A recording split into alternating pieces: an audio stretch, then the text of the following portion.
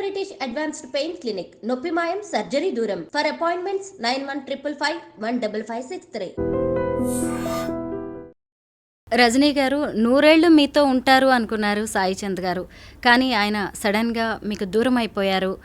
ఏడాదిన్నర అవుతున్నట్టుంది కదా ఆయన. అయితే సాయి చంద్ గారు ఆ రోజు ఎప్పుడైనా ఇంకేదైనా హెల్త్ ఇష్యూస్ ఉన్నాయా? ఆ రోజు ఏం జరిగిందండి? లేదండి, హెల్త్ ఇష్యూస్ ఏం లేదు. బట్ కరోనా అయితే కొంచెం చాలా సీరియస్గానే వచ్చింది. స్టెరాయిడ్స్ హెవీగా ఇచ్చారు, లంగ్స్ ఇన్ఫెక్షన్ వచ్చింది. హాస్పిటల్లో ఒక 15 డేస్, ఆల్మోస్ట్ 20 డేస్ వరకు హాస్పిటల్లో ఉన్నారు.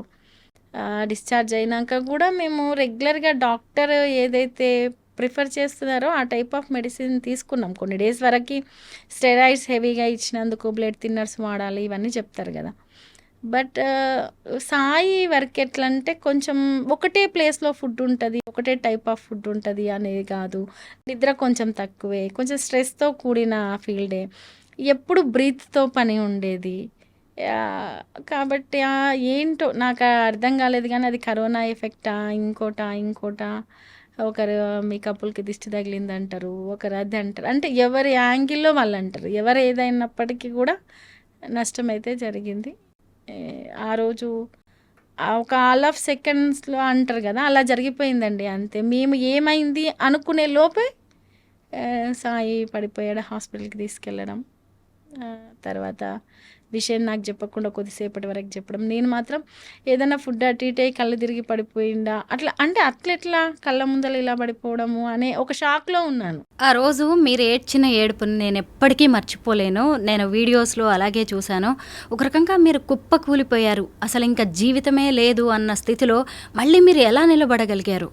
నిజంగా చెప్పాలంటే నేను చాలా నవ్వుకుంటూ ఉండే మెంటాలిటీ నాది. చాలా అంటే బిఫోర్ నన్ను చూడలేదు కాబట్టి నన్ను కొంచెం సీరియస్గానే చూశారు చాలామంది. కాబట్టి ఇలా ఎక్స్పెక్ట్ చేస్తారు, అంటే ఇప్పుడు ఉన్నదాన్నే సీరియస్గా ఉంటుంది అనుకుంటారు. నేను చాలా నవ్వుకుంటుండే మనస్తత్వము. లైఫ్లో బాధ అంటే ఇట్లుంటుంది, ఏడుపు అంటే ఇట్లుంటుందా, లైఫ్ అంటే ఇట్లుంటుందా అని చూపించింది నాకు కాలం. నేను ఒకటే ఫిక్స్ అయ్యాను. నేను చాలా అంటే సాయితో పాటు సాయి స్ట్రగుల్ని చూశాను. మనం అన్నీ ఒక 18 ఇయర్స్ ఏజ్ నుంచి చాలా చూసాం లైఫ్లో. ఎవరో బిల్డ్ చేసి ఇచ్చిన లైఫ్ కాదు, మనమే ఒక్కొక్కటి చాలా నిదానంగా ఓపికగా. ఎన్నో అభద్రతలు ఉంటాయి సొసైటీలో. ఒక మెన్ కూడా బయటికి అడుగుపెట్టి ఒకరి సపోర్ట్ లేకుండా కొట్లాడాలంటే చాలా భయాలు ఉంటాయి. ఎన్నోసార్లు బాధపడిన రోజులు ఉంటాయి, తినకుండా ఇబ్బంది పడ్డ రోజులు ఉంటాయి, భయపడ్డ రోజులు ఉంటాయి. ఏం వాళ్ళకు కూడా లైఫ్ కొత్తే కదా. సో వాటన్నిటినీ అధిగమించి ఒక స్టేజ్కి వచ్చి ఇంకా ఎంతో లైఫ్ చూడాల్సి ఉంది. ఒక్కసారిగా పేక ముక్కల్లాగా కుప్పకూలిపోయింది కదా. ఒక 15 రోజుల వరకైతే నాకు ఏం అర్థం కాలేదండి, అసలు ఏమీ అర్థం కాలేదు. ఎవరు మాట్లాడినా నాకు వినపడట్లేదు, ఏం జరిగిందో కూడా అర్థం కావట్లేదు. బట్ ఒక 15 రోజుల తర్వాత నేను ఒకటే ఫిక్స్ అయినా, ఇంకా నేను చెయ్యాల్సింది ఏదో ఉంది కాబట్టి నేను బతికున్నా, నేను అది చెయ్యాలి. సాయి స్టార్ట్ చేసిన జర్నీ మిడిల్లో ఆగిపోయింది. ఆ జర్నీని నేను కంటిన్యూ చేయాలి అంటే ఫస్ట్ నేను నేర్చుకోవాలి, సొసైటీలో ధైర్యంగా నిలబడాలి, ఎవరేం మాట్లాడినా దాన్ని రిసీవ్ చేసుకునేయడం, అవసరమైతే తిరిగి అది ఇచ్చే తత్వం కూడా నేర్చుకోవాలి. అన్నిటికంటే ముఖ్యంగా ఏంటంటే నా కాళ్ళ మీద నేను నిలబడాలి. ఇవన్నీ చేస్తేనే నేను సాయి అనుకున్నది చేయగలుగుతా అనేది ఇంకా నేను మెంటల్లీ ఫిక్స్ అయిపోయినా. ఆ ఒక్క మొండితనమే నన్ను నడిపించింది. కొన్నిసార్లు ఒక పెద్ద యుద్ధంలో కూడా మొండి ధైర్యంతో పోతుంటారు చూడండి, వాళ్ళు విజయం సాధిస్తారు ఒక్కరున్నా. అంటే ఒక మూర్ఖుడికి మొండితనము డేంజరే, ఒక మేధావికి మొండితనం చాలా గొప్పదే. అట్లా ఒక మంచివాడికి అంటే ఒక్కొక్క లక్షణానికి మొండితనం యాడ్ అయితే ఒక్కొక్క రకమైన ఫలితం వస్తుంది అంటారు. అట్లా మొండి ధైర్యం అనేది నన్ను ముందరికి తీసుకెళ్ళింది. సాయి చంద్ గారు చనిపోయే నాటికి గిడ్డంగుల కార్పొరేషన్ చైర్మన్గా ఉన్నారు కదా. ఆ తర్వాత ఆ పోస్టు మీకు వచ్చింది. మళ్ళీ ఆ తర్వాత రాజకీయ పరిణామాలు మారిపోయాయి, మీరు దాన్ని వదిలేయాల్సి వచ్చింది. అంటే అప్పటిదాకా ఏదో ఒక ఆసరా దొరికిందిలే అనిపించింది. తీరా చూస్తే ఇటు రాష్ట్రంలో మీ బీఆర్ఎస్ పార్టీ కూడా లేకుండా పోయింది.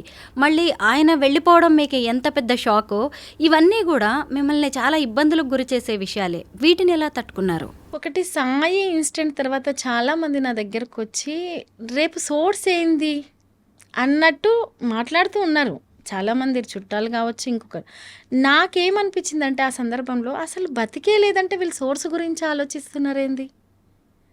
అంటే నేనున్న సిచ్యువేషన్ వేరు, నేనున్న మైండ్ సెట్ వేరు. దాంట్లో నేను నెక్స్ట్ ఏందని ఆలోచించే పరిస్థితిలో లేను. కానీ వాళ్ళు అది కాదు కదా, వాళ్ళు లైఫ్లో కొన్ని చూసుంటారు, విన్నుంటారు. వాళ్ళు నెక్స్ట్ ఏందని ఆలోచిస్తున్నారు నా చుట్టూ ఉన్నవాళ్ళు. కానీ నేను అటువంటి పరిస్థితులు లేను. అయితే నాకు ఇక్కడ ధైర్యంగా ఎంతో కొంత రూట్ వేసింది మాత్రం సాయి చేసిన శ్రమ, బీఆర్ఎస్ పార్టీ. నిజంగా చెప్పాలంటే కేసీఆర్ గారు నాకు ఇచ్చిన ధైర్యము ఈ రోజుకి కూడా నన్ను నడిపిస్తుంది. లేదు, రాజకీయంగా నేను స్టెప్ తీసుకునేటట్టు చేసింది, ప్రతి విషయాన్ని మాట్లాడేటట్టు చేస్తుంది అంటే మాత్రం బీఆర్ఎస్ పార్టీ, కేసీఆర్ గారు, హరీష్ రావు గారు, కేటీఆర్ గారు. అయితే ప్రతి ఒక్కరి లైఫ్లో, చాలామంది ఉమెన్ లైఫ్లో ఈ రకమైన సోర్సు ధైర్యం ఉండకపోవచ్చు. కానీ నాకు ఇప్పుడు కొన ప్రాణం ఉంటే ఎక్కడో ఒక చిన్న తాడు దొరికితే మనము ఎక్కగలుగుతాం అంటారు కదా, అలా నాకు ఒక రూట్ వేసింది అనుకోండి సాయి. లేదు, వాళ్ళు అలా రిసీవ్ చేసుకున్నారు అనుకోండి, అదైతే దొరికింది. అట్లనే నేను చైర్మన్గా బాధ్యత తీసుకోవడం అంటే, నేను డే 1 నుంచి సాయి చైర్మన్గా చేసింది చూశాను, పొలిటికల్ జర్నీ చూశాను. డే 1 నుంచి పొలిటికల్ జీరో నుంచి చూశాను పొలిటికల్ జర్నీ సాయి.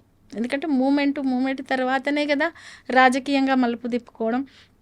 అనేక విషయాలు ఇంట్లో డిస్కస్ చేయడము, చాలామంది రావడము, కలవడము. ఒక డాక్టర్ ఇంట్లో ఉంటే కొన్ని మెడిసిన్స్ గురించి వైఫ్కి తెలుస్తుంది ఆటోమేటిక్గా. ఒక టీచర్ ఇంట్లో ఉంటే ఆటోమేటిక్గా టీచర్ కొలీగ్స్ ఏర్పడిపోతారు. ఎట్ ది సేమ్ టైం ఒక పొలిటీషియన్ ఇంట్లో ఉన్నప్పుడు కూడా వాళ్ళ ఇంటి ఎన్విరాన్మెంట్ చుట్టూ కూడా ప్రజా సమస్యలు, ఏదో ఒక ఇష్యూ, ఎవరో ఒకరు రావడము, మాట్లాడడము, ఏం జరుగుతుంది, రాష్ట్ర దేశ రాజకీయాల గురించి ఖచ్చితంగా చర్చ జరుగుతుంది. ఇక ఏదైతే అది అయ్యింది. నేను ఆ రూట్లోనే వెళ్దాం అనుకున్నప్పుడు నేను అటెందుకు వెళ్ళొద్దనే ఒక మొండిగా డెసిషన్ తీసుకోవడం జరిగింది. వెళ్ళాను. ఓకే, నేను అదే నాకు బ్రతుకునిస్తుంది అని అనుకోలేదు. అసలు నేను ఊపిరి పీల్చుకోవడమే చాలా నేను ఇప్పుడు ఊపిరి పీల్చుకుంటున్నాను అనే దాంట్లోనే ఉన్నాను. ఇంకా ఆ స్టేజ్లో ఇమీడియట్గా ఆ ఊపిరి కూడా ఏదో ఒకటి అన్నట్టు ఇమీడియట్గా ప్రభుత్వం పోవడము, చైర్మన్గా తీసేయడము. నేను ఒకటి ఏమనుకున్నానంటే, ఆ పదవి పోగానే బహుశా నా కష్టమే నన్ను నిలబెట్టే విధంగా కాలం నన్ను తయారు చేస్తుందేమో, నేను నేర్చుకోవాల్సింది ఇంకేదన్నా ఉందేమో. అసలు నేను బతకని అనుకున్నాను కదా, బ్రతికిన. బయటికి అడుగు పెట్టిన అనుకున్నాను కదా, పెట్టిన. రాజకీయం అనే టఫ్ రంగాన్ని నేను లేనేమో అనుకున్నా కదా, చేసుకున్నా. యాజ్ ఎ చైర్మన్గా అదేందో కొంత కాలమే కావచ్చు, కానీ తెలుసుకున్నా. నెక్స్ట్ నన్ను నేను రెడీ చేసుకోవడానికి కాలం నాకేదో టెస్ట్ పెడుతుంది. ఇంకా బలంగా కావాలంటే ఏమంటారు కదా, ఒక శిల్పం చాలా అద్భుతంగా తయారు కావాలంటే ఎక్కువ దెబ్బలు తినాలి అంటారు. ఉలి దెబ్బలు ఎక్కువ తినాలంటారు. బహుశా ఈ దెబ్బలన్నీ రేపు భవిష్యత్తుకు నన్ను నేను తయారు చేసుకోవడానికి కాలం తయారు చేస్తుందేమో. సాయిని మించిన దెబ్బ ఇంకొకటి ఉండదు. ఇది చాలా చిన్న దెబ్బలే. ఆ దెబ్బ నుంచే నేను మొండిగా తయారైనప్పుడు ఈ దెబ్బలు ఎంత అనుకున్నాను. అలాగే మొండిగా నిలబడ్డాను. నన్ను నేను నిలదొక్కుంటున్నాను, నిలబడుతున్నాను. అవసరమైతే నలుగురిని నిలబెడతాను కూడా.